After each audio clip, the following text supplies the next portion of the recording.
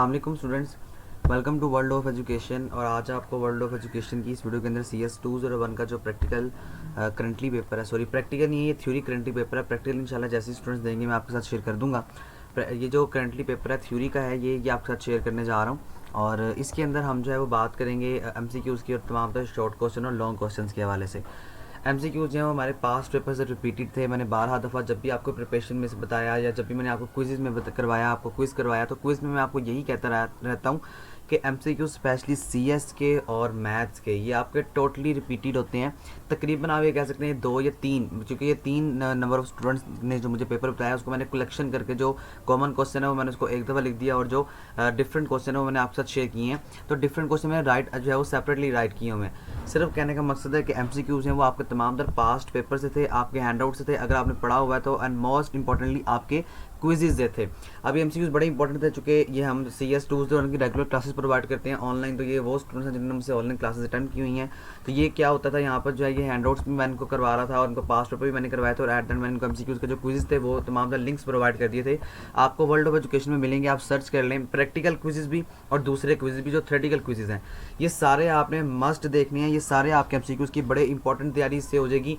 आपका MCQs का सारा पार्ट इंशाल्लाह यहाँ से क्लियर हो जाएगा। मैंने आपको टोटली कॉन्सेप्ट बताया हुआ है। मैं आपको प्रिपरेशन जो वीडियोज़ उनका लिंक डिस्क्रिप्शन में प्रोवाइड कर दूंगा, लेकिन अनफॉर्चुनेटली मैं आपको ड्यू टू शॉर्टेस्ट टाइम मैं आपको जो है वो प्रैक्टिकल क्विज़ जो है मैंने उसकी लैब क्विज़ सारी आपको करवाई हुई है, मैं आपको वो प्रोवाइड नहीं कर सकूँगा।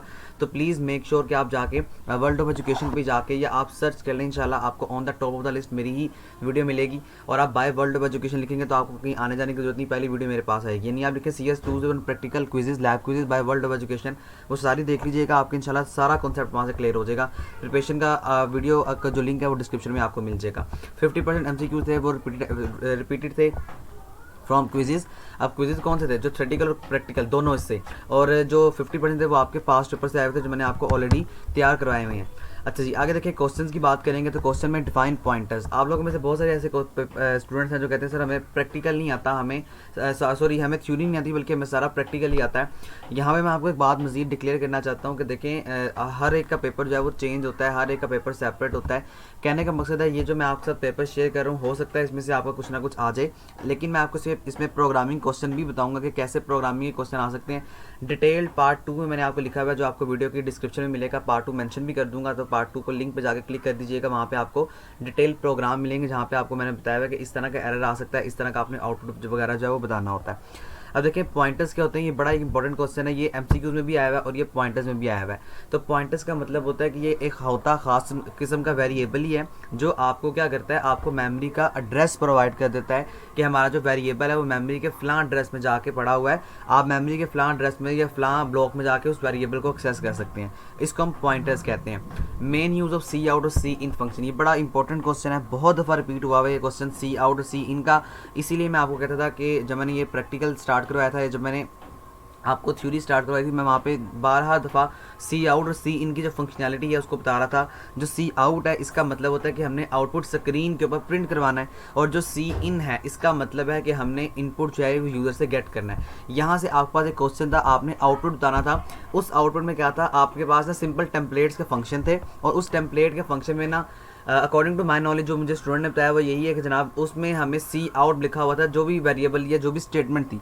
तो जो आपकी सी आउट के अंदर लिखी होगी ना, और ये स्ट्रीम इंसर्शन और एक्सट्रैक्शन वेक्टर को याद रखिएगा कि इंसर्शन और एक्सट्रैक्शन सी आउट और सी इन के साथ इस्तेमाल किए जाते हैं। अब सी आउट में जो वैल्यू गिवन होगी वही आपका आउटपुट आएगा, और सी इन में अगर आपको आपके प्रोग्राम में वैल्यू गिवन होगी तो फिर आपको वहाँ पे यूज़र से नंबर वैल्यू को गेट करना है। और वहाँ पर उसने आपको बताया होगा कि सी इन जो है वो 2 के बराबर है, 3 के बराबर है, या जिसके भी बराबर लिखा होगा तो वो आपने सी इन लेना है, और बाद में वो सी आउट करके वो एक्स को या उस वेरिएबल को आगे डिक्लेयर किया होगा उसने ब्रैकेट्स के अंदर या पैरेंथेसिस के अंदर, तो आपने वहाँ पे देखना है कि वही हमारा आउटपुट होगा। ठीक है, उम्मीद करता हूँ ये क्वेश्चन आपको समझ आया होगा।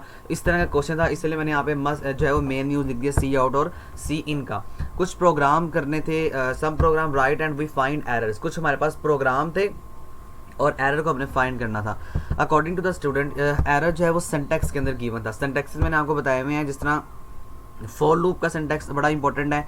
इसके अलावा जो बाकी दीगर आपके प्री प्रोसेसर डायरेक्टिव्स हैं उसके अंदर भी सिंटैक्स आपका पूछा जाता है, जिसके अंदर हम पॉइंट्स की वैल्यू, या हो सकता है कि वो उसने डेटा टाइप को जो है वो इंट लिखा हो लेकिन फ्लोट उसने आगे जो है वो फ्लोटिंग पॉइंट यानी इंट 21 पॉइंट समथिंग। अब देखेंगे 21 पॉइंट समथिंग है ना, ये हमारे पास फ्लोटिंग पॉइंट है, ये फ्लोटिंग डेटा टाइप है, लेकिन उसने इंट जो है वो डिक्लेयर की हुई है, तो ये आपका एरर है। तो इस तरह ये आपने सिंटैक्सेस देखने होते हैं, आप अपनी डेटा टाइप्स को देखनी होती हैं, इस तरह से आपके पास एरर्स जो है वो निकलते हैं, और समटाइम्स स्टेटमेंट्स भी मिसिंग होती हैं। ठीक है, जिस तरह मैंने आपको प्रिपरेशन वीडियो में करवाया था कि हमारे पास एक स्टेटमेंट मिसिंग थी, हमने उस स्टेटमेंट को आगे जाकर दोबारा सोल्व किया था, लिंक डिस्क्रिप्शन में मिलेगा, देख लीजिएगा, अगर देखा हुआ तो वेल एंड गुड। तो इस तरह आपने सिंटैक्सेस को फाइंड करना होता है। उसके आगे जनाब प्रोग्राम राइट। अब मैंने 12 दफ़ा कहा था मुझे प्रोग्राम बता दीजिएगा, लेकिन अब मुझे गुस्सा आ रहा है, मैंने मुझे प्रोग्राम बताया नहीं, भूल गए हैं। बहरहाल छोड़ दें इसको।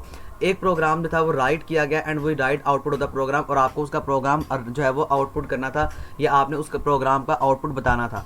अब अनफॉर्चुनेटली मैंने बहुत दफ़ा जो है वो उनको कहा था कि आप याद रखिएगा, मुझे बाकी स्टूडेंट्स के लिए पेपर बनाने हैं, लेकिन हम वो भूल गए हैं, तो इसके लिए माजरत है हाँ हम जी आपसे। तो एक प्रोग्राम था, और मैंने आपको पहले ही बताया कि प्रोग्राम में हमेशा सी आउट और सी इन का फंक्शन इस्तेमाल कीजिएगा। सी आउट वो फंक्शन होता है जहाँ पर आपने वैल्यू को स्क्रीन के ऊपर देखना होता है, यही मेन कॉन्सेप्ट हैं। और क्लासेस के कॉन्सेप्ट याद रखिएगा, क्लासेस का जो कॉन्सेप्ट है वहाँ से आपने क्लास को फर्दर जो है वो देखना होता है कि प्रोटेक्टेड पार्ट में क्या है और प्राइवेट पार्ट में क्या है। और सबसे ज़्यादा इंपॉर्टेंट बात स्टूडेंट यहाँ पे जो फ्रेंड फंक्शन है उसका भी याद रखिएगा, फ्रेंड फंक्शन प्राइवेट क्लास को एक्सेस करता है, तो फ्रेंड फंक्शन को देखिएगा, अगर फ्रेंड फंक्शन लिखा हुआ है आपके प्रोग्राम में तो आपने प्राइवेट डेटा स्पेसिफिक हद तक आपके आउटपुट के अंदर शो होगा। जो फ्रेंड फंक्शन होगा वो वेरिएबल को कौन से एक्सेस कर रहा है तो वो आपने देखना है, तो वो आपको इंशाल्लाह ताला पता लगेगा कि ये वाला जो आउटपुट है यहाँ से ये हो सकता है। ठीक है, उम्मीद करता हूँ फिर पिछली वीडियो देखी होगी तो वहाँ पे मैंने एक डिटेल कॉन्सेप्ट आपको सारे करवाए हुए हैं, समझ आ जाएंगे। अच्छा आगे देखें, उसके आगे है जनाब सम क्वेश्चंस आर अबाउट जो कुछ क्वेश्चन थे वो अबाउट थे न्यू और डिलीट ऑपरेटर के। ठीक है, सम क्वेश्चंस आर, ये इसको छोड़ दें, ये गलत हो गया। सम क्वेश्चन, कुछ क्वेश्चन थे आज पूछे गए थे अबाउट न्यू और डिलीट ऑपरेटर। न्यू और डिलीट का बेसिक फ़र्क याद रखिएगा, ये हम डायनामिक मेमोरी के अंदर इस्तेमाल करते हैं। डायनामिक मेमोरी का मकसद या मतलब ये होता है कि जब भी हमने मेमोरी को अरे की फॉर्म में गेट करवाना है हीप से या फ्री स्टोर से, तो हम वहाँ पे न्यू ऑपरेटर का इस्तेमाल करते हैं। न्यू ऑपरेटर जो है ये इसलिए इस्तेमाल किया जाता है कि मेमोरी को न्यू जो है वो गेट करना, जबकि डिलीट का मतलब होता है डिस्ट्रॉय करना। इसी के साथ साथ जो है आपके क्लियर होना चाहिए कॉन्सेप्ट कंस्ट्रक्टर्स के और डिस्ट्रक्टर्स के, ये एमसीक्यूज के वाले से भी बड़े इंपॉर्टेंट है, और ये आपसे थ्योरी की फॉर्म में एक या दो क्वेश्चन तो थ्योरी की फॉर्म में मस्ट पूछे जाते हैं आपसे पेपर में, तो ये बात याद रखिएगा कि constructors, destructors, new, delete operator ये सारे आपको पता होना चाहिए। कंस्ट्रक्टर्स और डिस्ट्रक्टर का भी यही काम होता है कि आपको मेमोरी को गेट करना और मेमोरी को डिस्ट्रॉय करना, तो ये कंस्ट्रक्टर और डिस्ट्रक्टर के पास काम होता है। फ्रेंड फंक्शन मैंने आपको ऑलरेडी बता दिया, इसका लॉन्ग क्वेश्चन इस तरह से आ रहा है कि आपके पास क्लासेस के कॉन्सेप्ट्स गिवन है। क्लासेस की याद रहे 3 टाइप्स हैं, पब्लिक, प्रोटेक्टेड और प्राइवेट। और आपका बड़ा एक इंपॉर्टेंट एमसीक्यूज ये भी है कि हम इसको अरेंज कैसे करते हैं, तो अरेंज ऐसे ही करते हैं जैसे मैंने आपको बताया है। सबसे पहले आपके पास जो वो पब्लिक पार्ट आता है, पब्लिक पार्ट में हम वो डेटा रखते हैं जो लोगों को हमने दिखाना होता है, लोगों को हम ओपनली कहते हैं ठीक है भी डेटा देख लो, लाइक माई चैनल नेम। अब इस तरह प्रोटेक्टेड वो पार्ट होता है जिसमें मेरे रिश्तेदार शामिल हैं कि हाँ भी मेरा जो स्पेसिफिक डेटा है या आपका जो स्पेसिफिक डेटा है वो आपके स्पेसिफिक रिश्तेदारों को पता होगा, स्पेसिफिक लोगों को पता होगा। और प्राइवेट पार्ट में वो डेटा जो सिर्फ मुझे पता है या अल्लाह ताला को पता है। इस तरह से जो प्राइवेट पार्ट है वो भी यही होता है कि आपका जो डेटा जो सिर्फ हमारा कंप्यूटर जो हम कहते हैं कि सिर्फ ये यूज़र को पता हो, यूज़र मतलब ये जो प्रोग्रामर डेवलपर है उसको पता हो, उसके अलावा किसी को पता ना लगे, तो वो प्राइवेट पार्ट में होता है। तो उसकी रेंज यही होती है, सबसे पहले पब्लिक, फिर प्रोटेक्टेड और फिर प्राइवेट। ये 3 टाइप्स हैं क्लासेस की। अब यहाँ पे हमने फ्रेंड फंक्शन को एक्सेस करना है, तो फ्रेंड फंक्शन आपके पास एक प्रोग्राम गिवन था, उस प्रोग्राम में आपने ये बताना था कि भाई फ्रेंड फंक्शन है। अब फ्रेंड फंक्शन जो है वो प्राइवेट पार्ट का कुछ स्पेसिफिक डेटा एक्सेस कर लेगा, और वो जो स्पेसिफिक डेटा उसने एक्सेस करना होगा ना वो आपको नेम गिवन होगा वेरिएबल का। ठीक है, तो ये बात याद कर लें कि वेरिएबल नेम आपको गिवन होगा और वेरिएबल नेम में से आपने जो है वो डेटा को एक्सेस करना होगा। अच्छा, एक प्रोग्राम इस तरह का था जो कि इनको याद था। देखिए बड़ा आसान प्रोग्राम है ये, और ये मेरे ख्याल में पिछली दफा भी रिपीट हुआ था। 1 2 3 4 5 6 7 और 8, ये 8 नंबर आपके पास गिवन थे ये वाले। ठीक है, इसी तरह जिस तरह मैंने आपको लिख के दिखाया, मैं आपको पेपर में इस तरह लिखे आए हुए थे, आपने ना इसको मैट्रिक्स फॉर्म में कन्वर्ट करना था।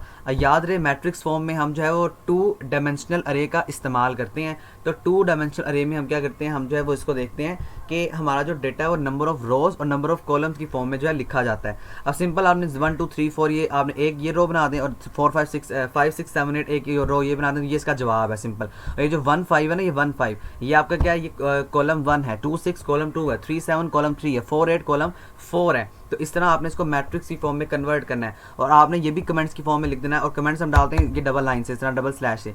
आपने कमेंट्स की फॉर्म में ये भी लिखना है कि जो हमारे पास मैट्रिक्स होते हैं ये 2 डायमेंशनल अरे का इस्तेमाल करते हैं।